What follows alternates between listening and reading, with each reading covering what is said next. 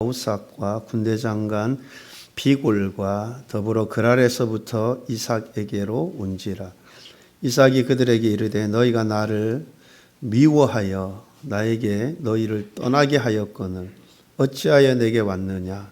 그들이 이르되 여호와께서 너와 함께 계심을 우리가 분명히 보았으므로 우리의 사이 곧 우리와 너 사이에 맹세하여 너와 계약을 맺으리라 말하였노라.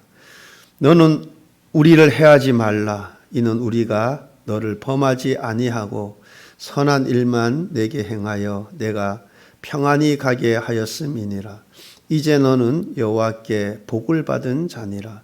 이삭이 그들을 위하여 잔치를 베풀매 그들이 먹고 마시고 아침에 일찍이 일어나 서로 맹세한 후에 이삭이 그들을 보내매 그들이 평안히 갔더라. 그날에 이삭의 종들이 자기들이 판 우물에 대하여 이삭에게 와서 알려 이르되 우리가 물을 얻었나이다 하매 그가 그 이름을 세바라 한지라. 그러므로 그 성읍 이름이 오늘까지 부엘세바더라. 아멘. 오늘은 이삭의 삶을 보면서 은혜를 나누어 보고자 합니다. 성경을 읽다 보면 하나님께서 나는 아브라함의 하나님, 이삭의 하나님, 야곱의 하나님이라 말씀하시는 것을 종종 보게 됩니다. 특별히 하나님께서 복에 대한 언약을 말씀하실 때 이렇게 소개하시며 말씀하시는 것을 봅니다. 그것은 하나님의 언약이, 하나님의 약속이 계속적으로 아브라함에게 하신 언약이 이삭에게도 야곱에게도 그렇게 영속적으로 신실하게 지켜지고 있음을 말씀하시고자 함입니다. 이렇게 하나님께서 먼저 아브라함에게 약속을 주셨고 동일한 약속을 이삭에게도 야곱에게도 말씀하셨습니다. 그런데 그 셋 중에 아브라함, 이삭, 야곱 중에 누가 가장 믿음이 좋았을까? 누구의 믿음이 가장 클까? 물론 아브라함이 처음 부르심을 받았을 때 하고 모리아 산에서 아들 이삭을 바칠 때 하고 믿음의 정도가, 믿음의 분량이 다르죠. 그죠? 사건, 사고들을 겪으면서 그 믿음이 점점 더 성장을 하죠. 어쨌든 저와 여러분, 우리의 믿음의 분량을 키울 수 있기를 바랍니다. 사람마다 믿음의 분량이 다 다르죠. 한 교회 안에서도 믿음 생활하지만 믿음의 분량이 다 다릅니다. 누구는 어린아이와 같고 누구는 그리스도의 장성한 분량에 이르기까지, 장성한 분량에 충만한 데 이르기까지 그렇게 믿음이 좋은 분이 있죠. 여러분, 예수님께서 종종 믿음이 적은 자들아 라고 책망하셨던 적이 많이 있습니다. 믿음의 분량을 키울 수 있기를 바랍니다. 왜냐하면 믿음의 분량만큼 복을 받기 때문에 그렇습니다. 그럼 창세기 49장에 보면 야곱이 임종 직전에 12아들들에게 축복 기도하는 장면이 나오죠. 거기에 보면 12아들들의 기도하는데 다 자세히 보세요. 믿음의 분량대로 기도해 주는 거예요. 그 아들들마다 믿음의 분량대로 축복해 주는 모습들을 보게 됩니다. 그러므로 저와 여러분, 아브라함이, 이삭이, 야곱이 믿음의 분량이 점점 더 자랐듯이 그렇게 믿음의 분량이 더 점점 크게 자라는 은혜가 있기를 바랍니다. 그리스도의 장성한 분량이 충만한 데까지 이르게 되는 은혜가 있기를 바랍니다. 창세기에 보면 아브라함 이야기, 야곱의 이야기는 그 양이 굉장히 많아요. 아브라함 이야기는 아브라함이 중심이 되어서 이렇게 나오는 이야기가 창세기 12장부터 해가지고 25장까지 그 분량이, 양이 굉장히 많습니다. 그리고 야곱도 28장부터 35장까지 그 양이 굉장히 많아요. 근데 상대적으로 이삭 이야기는, 이삭이 중심되어서 이삭에 대해서 얘기하는 그 양은 26장, 27장 달랑 주장입니다. 상대적으로 양이 굉장히 적습니다. 반면 아브라함과 야곱의 이야기는 굉장히 길고 풍부합니다. 아브라함이 본토 친척 아비 집을 떠난 이야기, 이스마엘을 낳은 이야기, 소돔과 고모라를 위해서 중보 기도한 그 중보 기도 이야기, 조카 롯을 구하기 위해서 집에서 길리고 연습한 318명의 가신을 이끌고 연합군, 여러분 이게 도저히 이길 수 없는 그런 상황이거든요. 그런데 조카 롯을 구해낸 이야기, 아이를 도저히 낳을 수 없는 상태에서 이삭을 낳은 이야기, 그렇게 어렵게 낳은 아들을 모리아 산에서 믿음으로 바친 이야기, 참으로 흥미진지한 이야기들이 참 많이 기록되어 있습니다.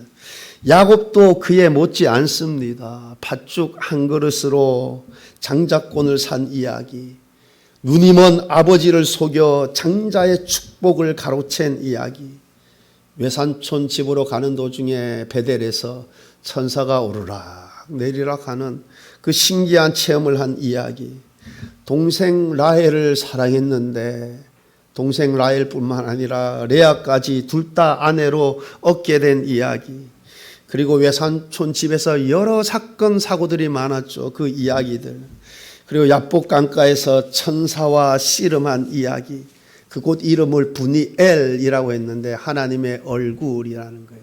그러니까 누구와 씨름한 거예요? 하나님과. 그런데 그 야곱이 그렇게 고백하죠. 내가 하나님과 대면하여 보았으나 내 생명이 보존되었다 그러잖아요. 그래서 그곳 이름을 부니엘 그러잖아요. 그리고 딸 디나의 일로 인해서 아주 큰 위험에 처하게 되죠.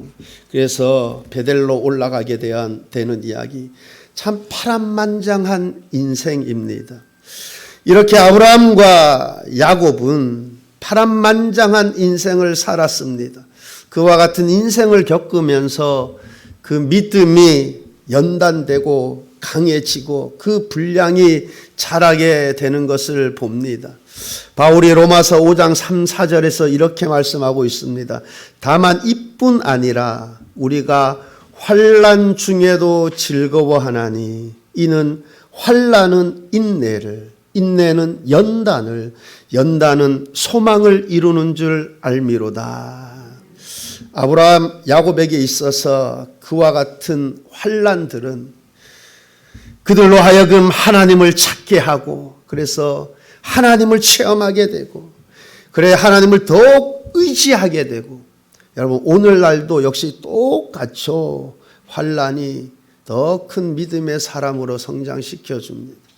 여러분 그런데 이삭의 삶의 여정을 살펴보면은 참 그래도 여러분 죄악된 세상에서 사는데 맨날 그 봄날만 같았겠어요, 그죠? 그렇지는 않죠. 그래도 야곱이나 아브라함에 비해서는 상대적으로 그렇게 격정적인 삶의 여정은 아닌 것 같아 보여요. 그래도 삶이 참 이렇게 평온해 보여요. 그래서 제가 첫째 아들 낳았을 때 하나님 안에서 좀 평안한 삶이 되었으면 좋겠다. 그래서 사실 이삭이란 이름을 지어도 참 좋아요. 이렇게 그런 의미에서. 근데 사람들이 많이 오해할까 봐. 장가 가서 한 10몇 년 있다 아들 낳은 줄 알까 봐. 안 그래도 제가 평안히 낳은 지 얼마 안 돼 가지고 제가 평안히 안고 이제 엄마하고 셋이 중고차 그 매장에 딱 갔는데 이제 그때만 해도 제가 벌써 이제 40이 넘었으니까 그런 거예요. 늑둥이 낳으신가 봐요. 그러더라고요. 아무 대답 안 했어요. 첫째인데. 그러니까 또 왜냐면 이제 그 당시 때 벌써 친구들은 뭐 초등학교, 중학교, 빠른 애들은 뭐 고등학교 다니는 뭐 애들이 있고 그랬으니까. 그래서 오해를 할까봐 그렇게 짓고 싶어도 좀 못 짓는데. 어쨌든 여러분 이삭은 믿음이 아주 좋아 보입니다. 근데 등장하는 그때부터 좋아 보여요. 창세기 26장, 27장이 이삭의 이야기가 나오는데 그 26장에서부터 처음 시작부터 그럽니다. 아브라함에 비해 야곱에 비해 큰 환난들이 상대적으로 훨씬 적어 보이는데 믿음은 한편으로 더 훌륭하고 좋아 보입니다. 그것은 아마도 아버지 아브라함과 살면서 아버지의 모든 삶의 과정들을 보면서 그대의 믿음이 자란 것으로 보여줘요. 아브라함이 장소를 옮길 때마다 하나님께 제단을 쌓고 제사를 드리고 여호와의 이름을 부르고 그리고 하나님이 함께 하시는 그 모습을 보고 그 영향들을 받아서 그 모든 과정들 속에서 이삭의 믿음이 함께 성장하지 않았을까라는 생각을 해봅니다. 여러분, 오늘 이삭의 이야기를 좀 해보려고 합니다. 이삭의 때 큰 흉년이 들었죠. 그런데 그 이전에 먼저 아브라함 때에 큰 흉년이 있었습니다. 그때 아브라함이 어떻게 했습니까? 아브라함의 선택은 무엇이었습니까? 애굽이었습니다. 여러분, 하나님께서 아브라함에게 내가 보여줄 땅으로 가라 하셔서 가서 정착한 곳이 가나안입니다. 그리고 가나안 땅에 이르렀을 때 하나님께서 아브라함에게 나타나셔서 약속하셨죠. 어떤 약속입니까? 그것이 창세기 12장 7절 말씀인데 여호와께서 아브라함에게 나타나 이르시되 내가 이 땅을 내 자손에게 주리라 하신지라. 자기에게 나타나신 여호와께 그가 그 곳에서 제단을 쌓고 하나님께서 아브라함에게 나타나셔서 이 땅을 너의 후손들에게 주리라 약속하셨습니다. 그런데 위기가 찾아온 거죠. 큰 흉년이 들었어요. 사실 아브라함은 별 생각 없이 큰 흉년이 들었으니까 애굽에는 나일강이 있잖아요. 그러니까 자연스럽게 살기 위해서 그냥 애굽으로 그냥 그리고 그가 떠날 때는 아마 그렇게 생각했을 것 같아요. 내가 애굽에 완전 정착하는 것이 아니라 그곳에 그냥 잠시 머물다가 만약에 이 가나안 땅에 이 흉년이 끝나고 이 풍년 소식이 들려오면 그때 이렇게 다시 와야지 그런 생각을 가지고 그렇게 갔을런지 모르겠어요. 근데 여러분 한 번 가면 오기가 쉽지 않습니다. 그죠? 어떤 분들 보니까 외국 어디 이제 여행 갔는데 그거 다 좋다고 잠시 한 달 살아봐야겠다 해서 아예 그곳에 사시는 분도 있어요. 한 몇 년 살다 보니까 돌아오고 싶어도 못 돌아온다는 거예요. 왜? 이제는 한국 돌아서 뭘 할 수 있을 게 없을 것 같다는 거예요. 적응을 못할 것 같다라는 거죠. 여러분 이제 한번 어떤 생각으로 갈지 모르지만 여러분 이제 가면은 되돌아오는 게 쉽지 않을 수가 있어요. 그렇게 아브라함은 지금 흉년의 때에 애굽으로 내려가면 살 길이 있을 것이라 생각하며 내려갔을 것입니다. 하지만 그 길은 살 길이 아닙니다. 가지 말아야 할 길을 그가 간 것입니다. 여러분 이삭 때에도 똑같이 큰 흉년이 그곳에 있었습니다. 그러자 이삭 역시 애굽으로 내려가려고 했습니다. 사실 대부분의 사람도 그러하지 않겠습니까? 만약 내가 믿음이 있지만 나 역시 내가 그 상황에 놓인다면 자연스럽게 살기 위해 나일강이 있는 애굽으로 내려가려고 하지 않겠습니까? 그래서 이삭 역시 애굽으로 내려가려고 했습니다. 그런데 그때 하나님께서 이삭에게 나타나셔서 애굽으로 내려가지 말라. 어떻게 생각해 보면 아니 하나님께서 아브라함이 내려가려고 할 때는 나타나셔서 그 내려가면 안 된다. 왜 말씀 안 하시고 이삭은 내려가려는데 내려가면 안 된다. 내려가지 말라. 그죠? 아브라함도 내려가지 말라 했으면 안 내려가지 않았을까? 근데 아브라함에게는 내려가지 말라 말씀 안 하시고 이삭에게는 나타나셔 가지고 야 애굽으로 내려가면 안 된다. 애굽으로 내려가지 말라. 왜 그렇게 말씀하셨을까? 여러분 그런데 한편으로 이런 생각이 듭니다. 듣고자 하는 자가 듣는 것입니다. 이사야서 50장 10절 말씀에 보면 너희 중에 여호와를 경외하며 그의 종의 목소리를 청종하는 자가 누구냐? 그의 종의 목소리를 청종하는 자가 누구냐? 듣고자 하는 자가 듣는 것입니다. 그래서 저는 이렇게 생각해 보았어요. 아브라함은 흉년이 심하게 드니까 자연스럽게 그는 그냥 애굽으로 내려간 것이고 이삭은 여러분 성경이 일일이 다 기록해 놓으면 어떻겠어요, 그죠? 근데 저는 생각 드는 것이, 근데 이삭은 내려가면서도 이게 내려가는 게 하나님의 뜻이 맞을까? 이게 내려가는 것이 옳은 길인가? 하나님께 묻고 그런 것이 있었을 것으로 보여져요. 이게 듣고자 하는 자가 듣는 거예요. 여러분 매사에 하나님께 듣고자 하는 자세가 되어 있기를 바랍니다. 사무엘이 엘리압을 보자마자 야, 장군감이다. 그래서 그에게 기름을 부으려고 했는데 그것이 아니고 과연 그러한가 하는 하나님의 음성을 듣고자 하는 자세가 있기를 바랍니다. 듣고자 하는 그가 하나님의 음성을 듣게 될 줄 믿습니다. 그래서 이삭이 하나님의 말씀을 듣고 그곳에 거주하죠. 그런데 이삭이 그 해에 그 땅에서 농사하여 100배나 얻었다 합니다. 우리 믿음의 사람들은 당장 눈에 보이는 이익을 위해 선택하기보다는 하나님의 뜻이 무엇인지 하나님의 인도하심을 따라가시기를 바랍니다. 그렇게 하나님의 인도하심에 따라갈 때 얻게 되는 복이 훨씬 더 크고 귀한 것인 줄 믿습니다. 때론 언뜻 생각하기에, 언뜻 보기에 하나님의 뜻을 따라가는 것이 당장 눈에 보기에 이득이 아닌 것처럼 보일 수가 있습니다. 손해인 것 같고 잘못된 것 같기도 하고, 그러나 하나님의 뜻을 따라가는 그 길이 가장 복된 길이요, 가장 최선의 길인 줄 믿습니다. 하나님께서 그렇게 순종하는 이삭에게 하나님께서 복을 주시니 창대하고 왕성하여 마침내 거부가 되었다 합니다.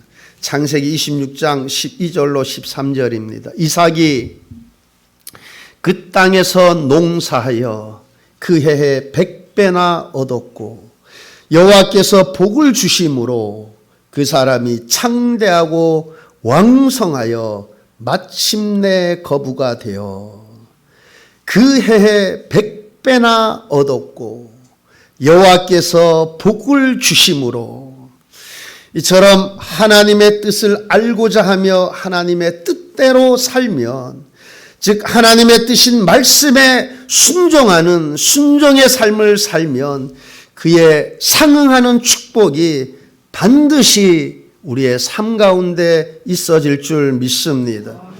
그러므로 우리가 말씀 읽다 깨달아집니까? 말씀 듣다 깨달아집니까? 깨달아지는 만큼 한 걸음 한 걸음 순종의 길을 걸으시기를 바랍니다. 순종하는 그 길에 반드시 하나님의 축복이 있을 줄 믿습니다. 여러분, 그렇게 하나님이 순종하는 이삭에게 복을 주셔서 이삭이 창대하고 번성하여 마침내 거부가 되니까 그곳 사람들이 이삭을 시기합니다. 우물을 막고 흙으로 메워 버립니다.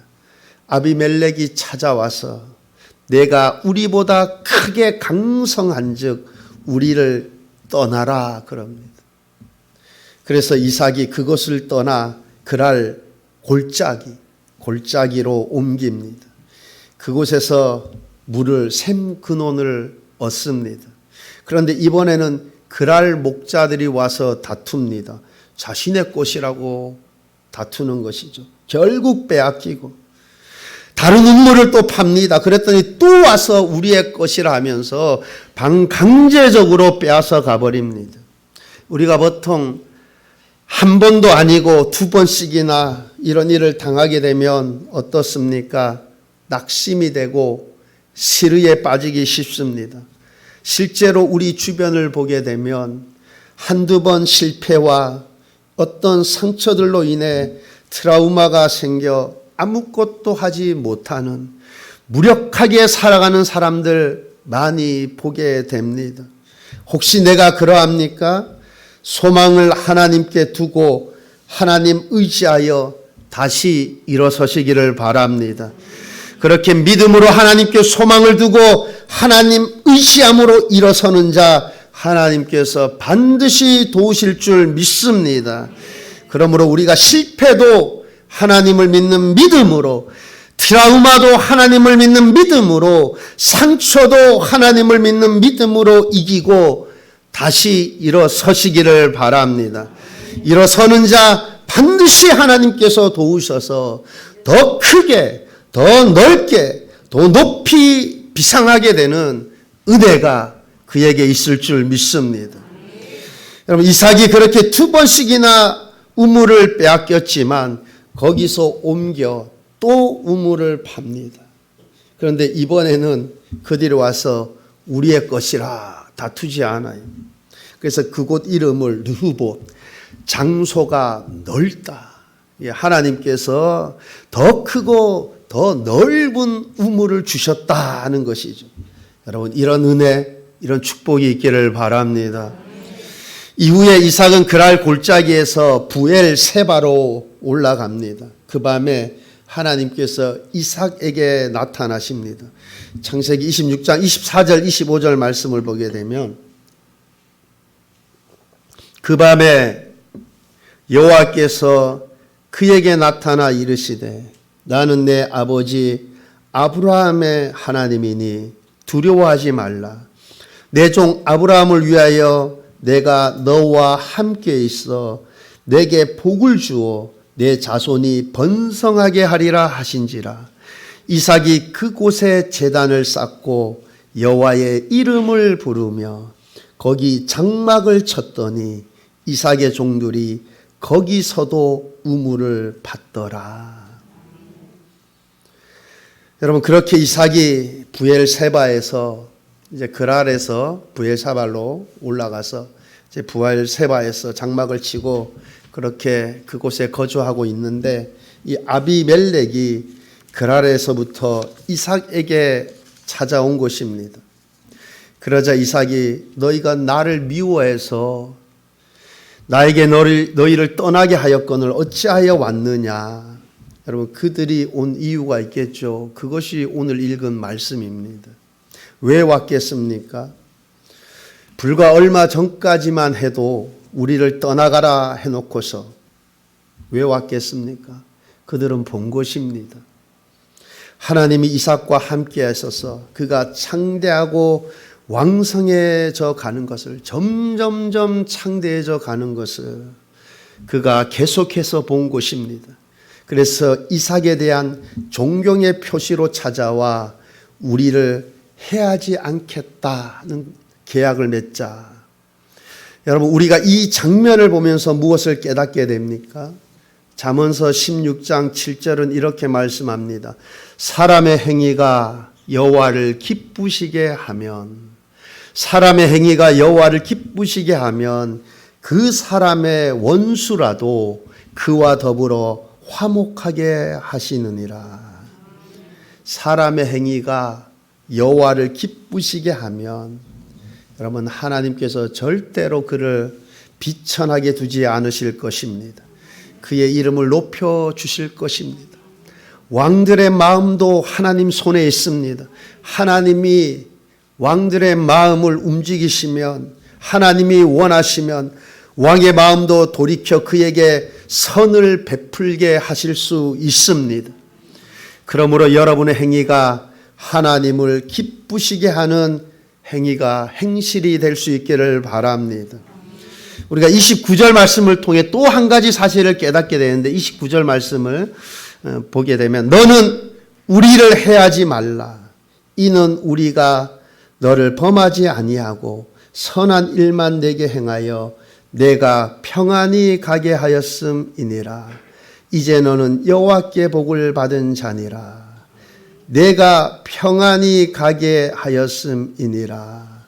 여러분, 이삭이 그 그랄에서 그 땅을 떠날 때 아비멜렉이 이삭으로 하여금 평안히 가게 했다는 거예요. 여러분, 물론 아비멜렉이 이삭에게 자기들 땅에서 내쫓았죠. 그런데 평안히 가게 했다는 거예요. 여러분, 그때 이삭은 하나님이 복을 주심으로 인해서 그 해에 100배나 얻었다 하잖아요. 창대하고 왕성하여 마침내 거부가 됐다 했잖아요. 재산이 엄청난 거예요. 근데 여러분, 우리에게서 떠나라 내쫓았지만은 재산 하나 손 안 대고 그대로 보내준 거예요. 빼앗지 않고 보냈다는 거예요. 여러분, 악한 마음 가지고 빼앗고 보낼 수도 있는 거 아니에요. 그죠? 근데 빼앗지 않고 보냈다는 거예요. 응? 그런데 만약 이삭이 가진 재물을 다 빼앗고 떠나가라고 했다면 지금 아비멜렉이 이삭에게 와서 여호와께서 너와 함께 하심을 우리가 분명히 보았다 하면서 동맹을 맺자, 너희는 우리를 해하지 않겠다고 계약을 맺자, 그러면 그것이 순조롭게 진행이 잘 되겠습니까? 되었겠습니까?